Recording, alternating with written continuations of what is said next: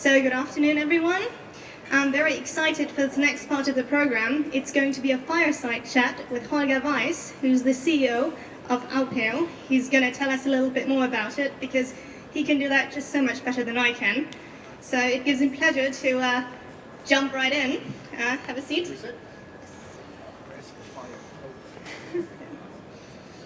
Well, you bring the fire. I bring the fire. Yeah. Absolutely. It's raining outside, guys.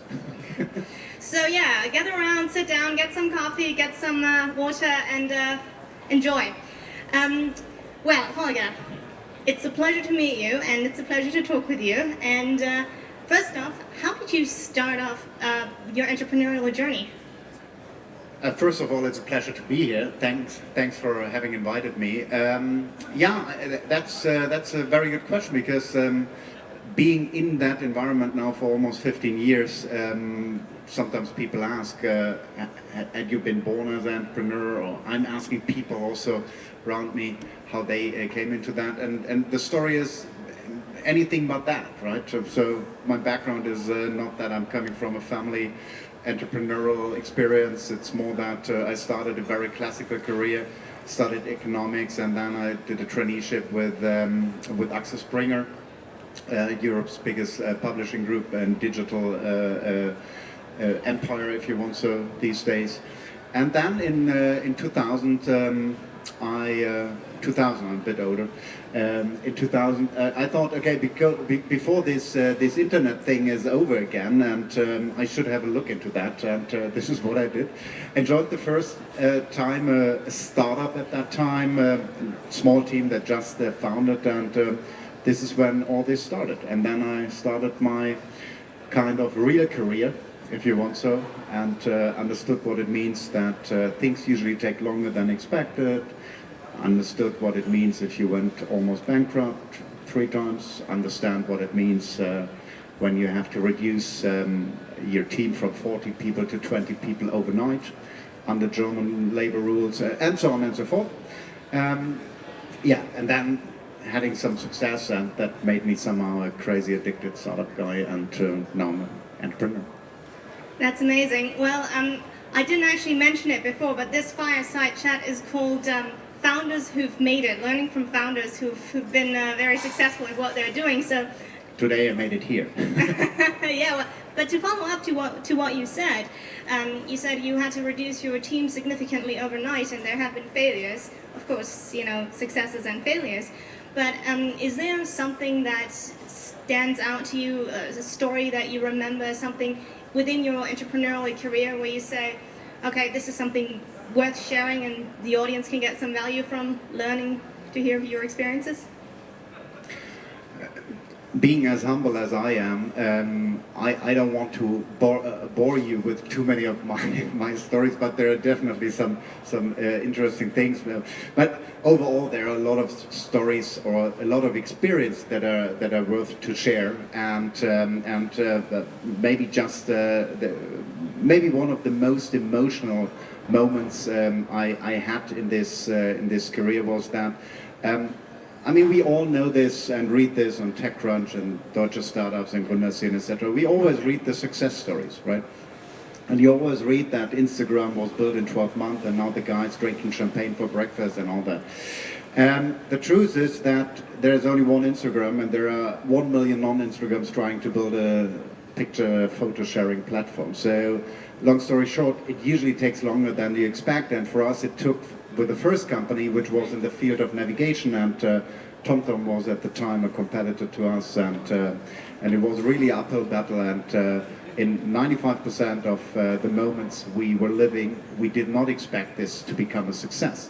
And we didn't have money, we had no product, we had no revenues, so all of that. But after 7 years, we managed, or 6.5 years, we managed to sell the company in summer 2006 to Nokia, and out of that, Here Maps were created, and so on. And that was a moment where I said, that morning after we signed that contract and the announcement went over the ticker, and there were 200 Google News tracks within, I don't know, 2 minutes, something like that. That was a very emotional moment. I can absolutely believe that.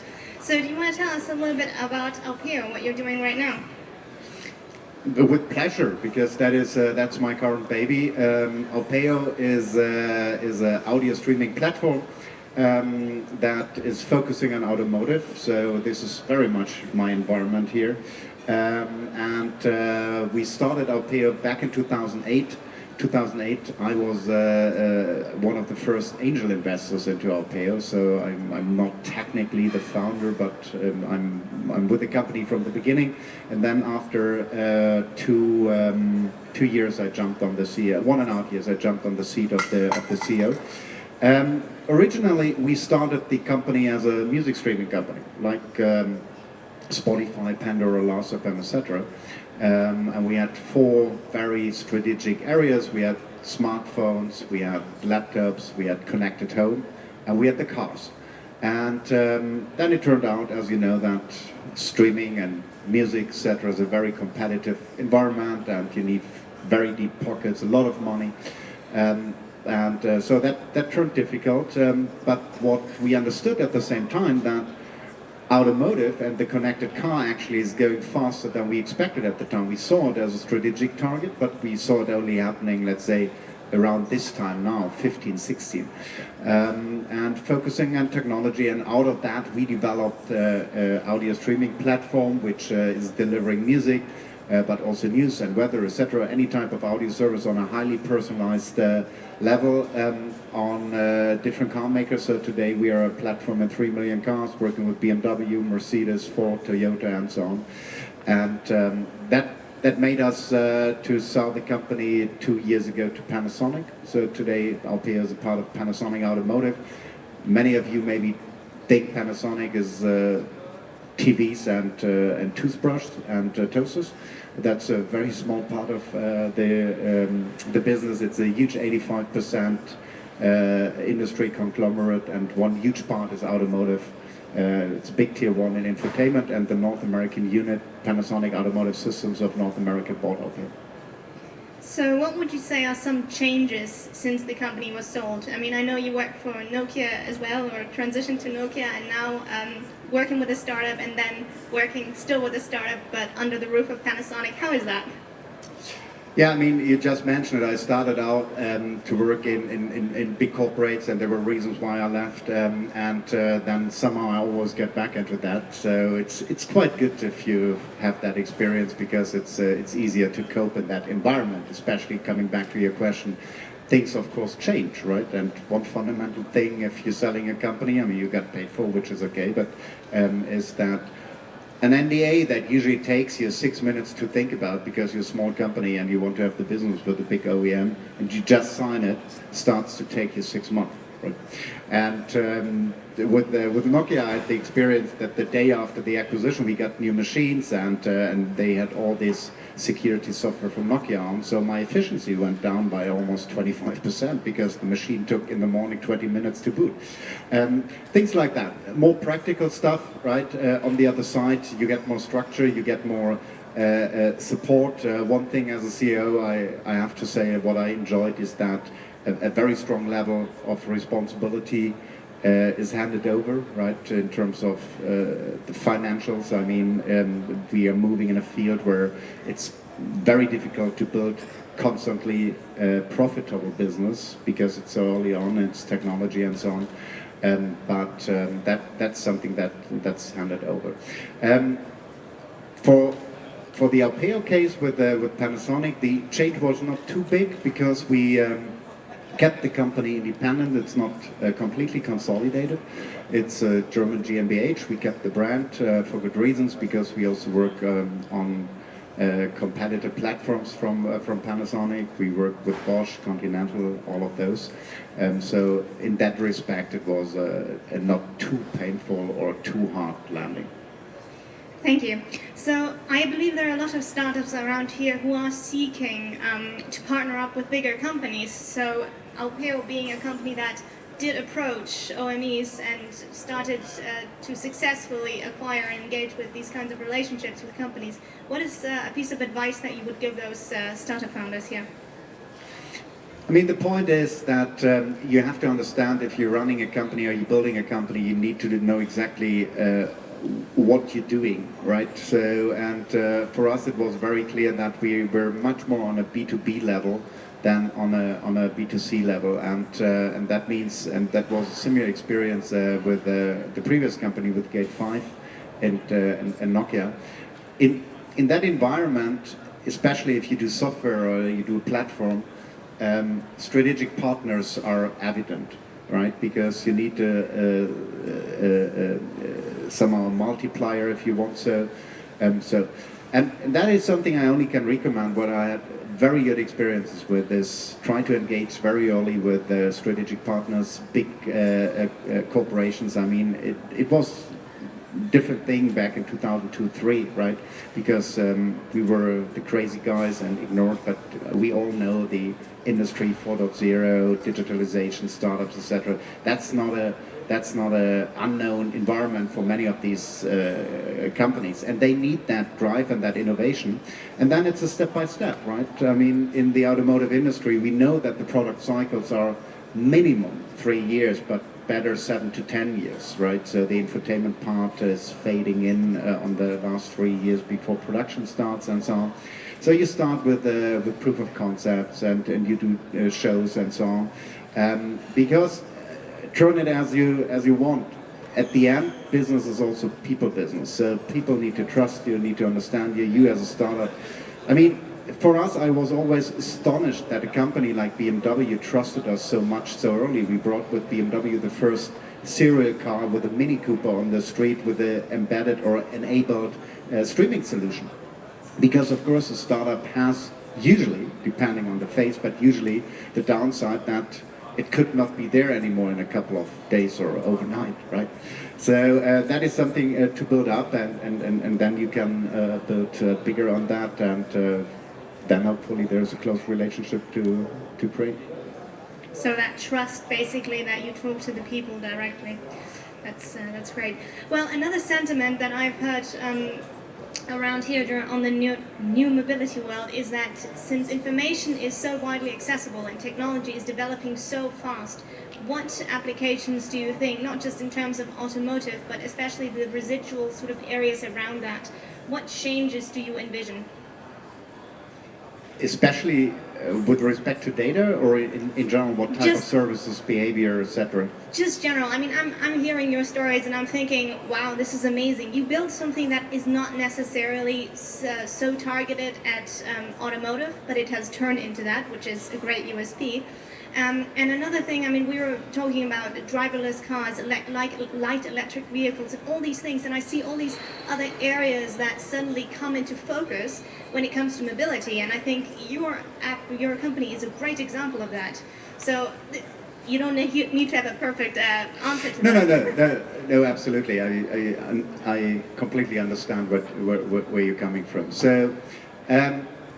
To make this clear, and sometimes I feel a little bit like the philosopher somewhere in the desert, because I'm doing this for over 12 years now in automotive, and I was sitting with Thilo Kozlowski, who's later on that panel at 3 o'clock. Back in 2006, we were sitting on a panel together in Detroit on a telematics update conference, talking about connectivity, connected cars, etc. For many years, no one really was listening, right? I mean, the industry understood it, but now it's a public term, right? You cannot open a newspaper, open a website without seeing connected cars and the term, etc. I mean, the Porsche CEO said last Friday, this autonomous driving is a hype, and probably he's right. But we have Tesla, we have all this EV, we see what's going on here. So, whatever it is, right? It's something that will change our lives in a way so dramatically, like probably nothing else within the next 10 years. Health, maybe, right? But the way we will be mobile and the way this world will be mobile will change completely. One example, car sharing.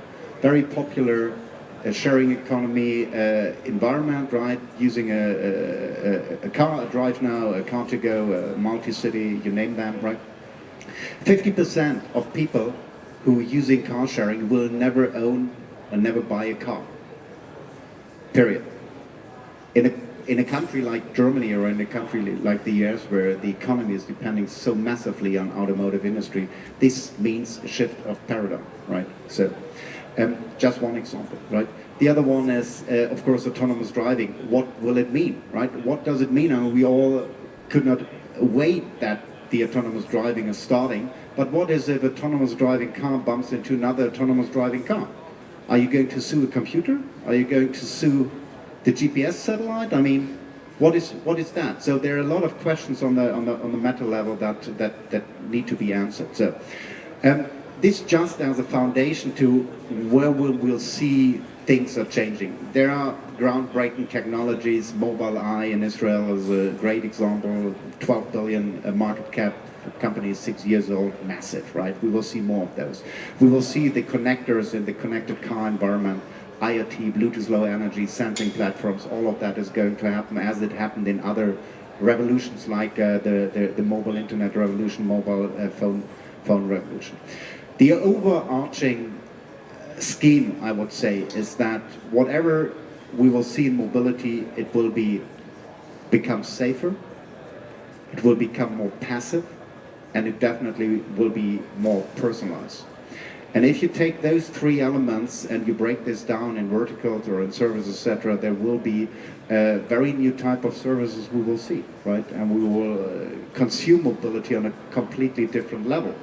And without knowing anything, right? I don't think that Apple is building a car. They build a car, right? But it's not about to become an OEM. They will become a mobility provider, supplier, and Dr. Zetsche yesterday said, we are not a car maker anymore, we're a mobility provider. So that is something that will change a lot, and there are a lot of opportunities from an entrepreneurial point of view to link into that and create things, smaller but also bigger ones. So I would state that the next 10 years ahead of us, not only in automotive, but in technology, innovation, and entrepreneurship, will be probably the most exciting ones we all will see in our lives. Yeah, I completely agree. I was having a very interesting conversation with a few people about this yesterday as well. And that whole idea that services have a higher value basically than products, and also in the automotive industry, for instance, brands such as BMW, Mercedes, they may not exist anymore. It will be interchangeable. You know, you have a car, and essentially it's a modality. It's, you know, technology as a commodity, and these are exciting opportunities for other founders. So, is there any other area or any particular thoughts that you have on different industries where you think that could impact entrepreneurship as a whole as well? As said, there are a variety of areas where things are going to happen, and my background is or became very much this automotive mobility thing, and of course I also see into other areas, and living in Berlin and have a close link into the Valley and Israel. I'm naturally interested and involved in other things, right? But as said, what I think for the next 3 to 5 years is going to happen is that, let's go a step back. What did not work out over the past 3 years or 5 years is this first phase of connected car experience, right? Connected car is a term that goes from autonomous driving to a parking app, right? But if I say those services that you find today in a serial car or in a car environment, they are not successful. People don't use them. And that is something that is in parts because user education, right? It took a long time before people understood that their TV can do internet, and now it takes Apple to come with Apple TV to train and make it easy, and so on. And we know this, right? It's a little bit like in the mobile phone economy back in 2003, right? We had 3G networks, we had Java-enabled phone, we had ringtones, we had Java games, we had web browsers. All that was there. But between 2003 and 2007, it took another 5 years before this really became a multi-billion-dollar business. And that, in parts, had to do with user education. Who of you knew that you had a browser on your phone? And who of you knew how to manually enter the APN? And if you then successfully entered the APN, could you remember the URL to enter, right? And if you then successfully entered the URL after entered the APN, right, it costs you €6 to look up the soccer results from yesterday because there was no flat fee in mobile carry, right? And this is something that we see somehow in this environment again, where first the bits and pieces of the ecosystem have to come together, understand each other, and there are links, and that's my message. I think there are missing links at the moment making this really growing fast and successful. Because a part of the traditional business models, and that's still to happen, the traditional business models is that someone is developing an algorithm or a camera for an autonomous driving car, and then you go to an OEM and you sell it to the OEM, and the OEM puts it on its bill of material and done, right? This is the business model for 60, 80 years, 100 years, right? That's not disruptive, right?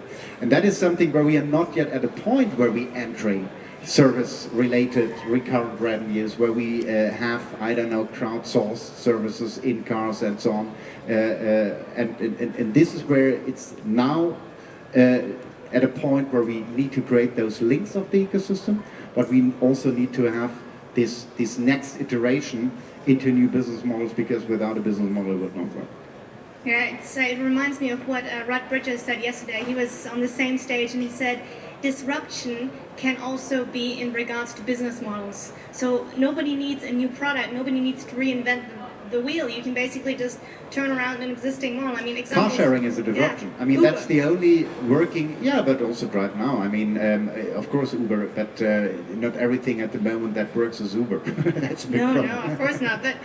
But no, it's true, of course. Disruption, I even would say disruption starts with business model, right?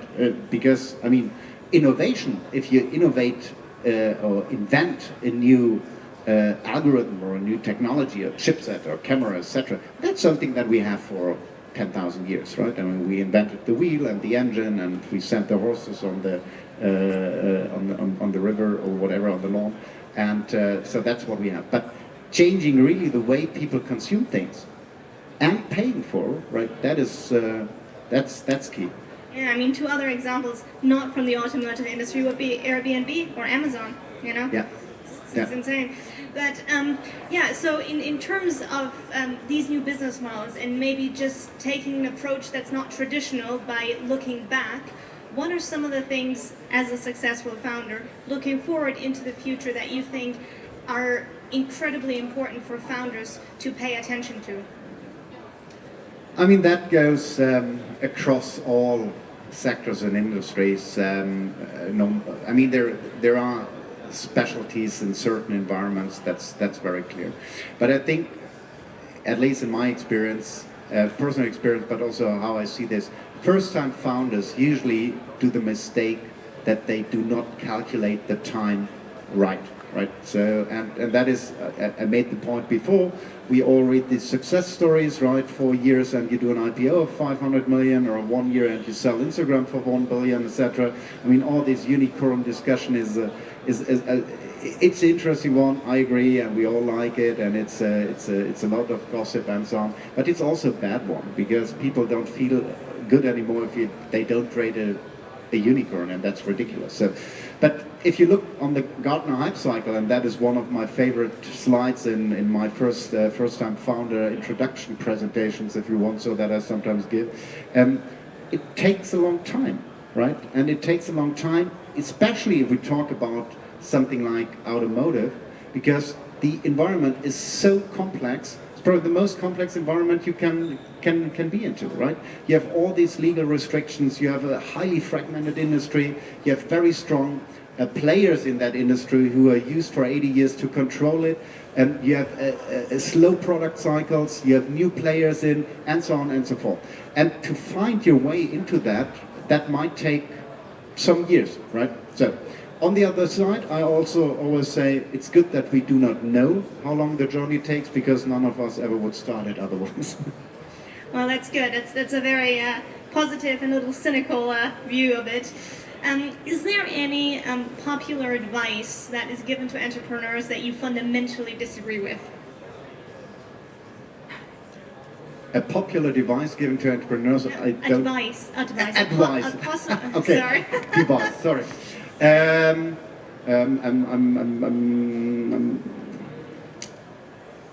Yeah, maybe. I mean, that's something I consider completely stupid, is that you have to work 24/7, right? I think the truth is that you have to work a lot. I do not know a single successful entrepreneur who did not work like hell, right? But you need time to relax. And this doesn't mean that some founders say, I go now for 5 weeks sailing, right? they can do this. It's the right mix, right? But take your weekends off and see that you're relaxed in the morning. It's also a little bit a question of age. When you're 25, you are good with 3 hours sleep, right? And then in the morning you have the team meetings, and there still comes something out. But I would say we haven't sold our 2 companies a day earlier.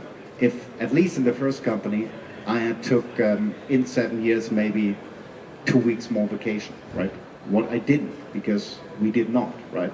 So that's maybe a little bit the advice where I say that's. But on the other side, as I said, it has to do with a lot of work, and this is not a 50-hour week, but it's not.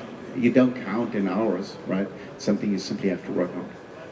Yeah, I mean, resource management is something that I hear. You know, you mentioned time, and then you mentioned, you know, an even balance, and I think that's really quite important. So I'm also interested in how things changed, you know, now that you are working for this bigger company. I know we touched on it a little bit before, but especially, you know, having a success story, having this, having gone through that entire, and I'm just going to say vicissitude journey of entrepreneurship, is there something pertaining to high growth for startups that you would say that's very important for people to know, or founders to think of? I think it's a fundamental step, and to all entrepreneurs, co-entrepreneurs, founders I'm talking, they experience exactly the same. If you grow a company from 5 people into 15 people, that's not a big change, right? But if you grow into 50, and after 50 and 100, right? And I never experienced to grow it like someone like, I don't know, Solander, etc., who have then 1.5, 2,000 within 3 years. That was not necessary with our companies, but our company, our first company, hi Leon. Our first company actually now has something, I mean, altogether the total unit has 6,000 people, but I left after we had 200 or 300, right? That's a fundamental change, right? Because that means, that's a fundamental part of entrepreneurship is exactly handling people. And handling the right people and attract the right people, and new people you hire always have to add more to the company than the company had before. So that's something where a big corporation with, I don't know, Panasonic has 300,000 people, not all working in one building, of course, but that's a different thing, right? Where they have all their structures, etc. You have HR and you have legal, and if your machine is not running, you're calling administration, etc. If you're building a company, you barely can build those structures so fast, because you have to act so opportunistically. So, in terms of something, you know, funny, you shared something emotional, but I like to ask founders just if they have one. Ideally, it's uplifting. It doesn't have to be, though. It can also be cynical. But do you have one funny story or something where you say, okay, that I just want to share this with the audience. I just want to share this with founders who may be a little bit resigned right now. Yeah, there are a lot of funny stories I don't want to share here. Okay. No, but there's a story about being at the right time with your product, because again, and of course, it has to do with a lot of work. It has to do with the right skill sets. It has to do, but building a company also has to do with luck, right? It's a part of it. It's a piece of it, but it does not mean that. I mean, you can be too early, you can be too late, but also this is a little bit not only timing, and sometimes it's luck. And in our case, it was that I told you before, right? We had this company and 5 years no revenues, almost no product, and then we had this first navigation system on Symbian that was back in 2005, the operating system from Nokia. And we were at Cannes at the World Mobile Congress today in Barcelona, and were there 3 days and thought now all the success will start, and we have the Bluetooth mouse, etc. And it was a kind of a Lego toolbox. It had nothing to do with the real product, but it worked. And there was this one guy from Taiwan at our booth, and we talked very nice, and we exchanged business cards, and and he asked me, theoretically, would your software also running on the Windows CE platform, so a quite popular industry platform at that time? And I say, yeah, probably. I have to talk with our developers and so on and so forth. So a week later, I wrote him an email, and he replied immediately and said, you have to come to Taiwan. And I say, okay, why should I come to Taiwan? He say, he's something ongoing in navigation, etc. I can introduce you to the right people. So I went to my friend and at that time CEO and said, Michael, I go to Taiwan. And he said, what do you want to do in Taiwan? We are Nokia, that's Helsinki, blah, blah, blah, blah, blah. That was before the exit, right? And I said, okay, I buy the ticket, you can join me, I go there. So whatever, he joined me, of course he joined me. And it turned out that this guy I bumped into on that show was the exclusive importer in Taiwan for a GPS chipset, Surf, right? So to understand the story is that at that time Surf had 99% market share and 99% of all GPS devices were designed and created out of Taiwan. So I met this one person who was the gatekeeper to all the big factories, Flextronic included, etc., who knew everyone, who knew actually every single production to be started within the next 7 to 8 months. And that was somehow the start of when we finally had a product and started with revenues. Well, that's excellent. That's exactly the kind of story that I was looking for, because it goes to show that if you keep your eyes open, your ears open, and maybe even on the fairgrounds, just talk to people, you may just open up exciting and amazing opportunities. I want to thank you, Holger, very much for this interesting talk. Thank you, Rebecca. Pleasure to be here.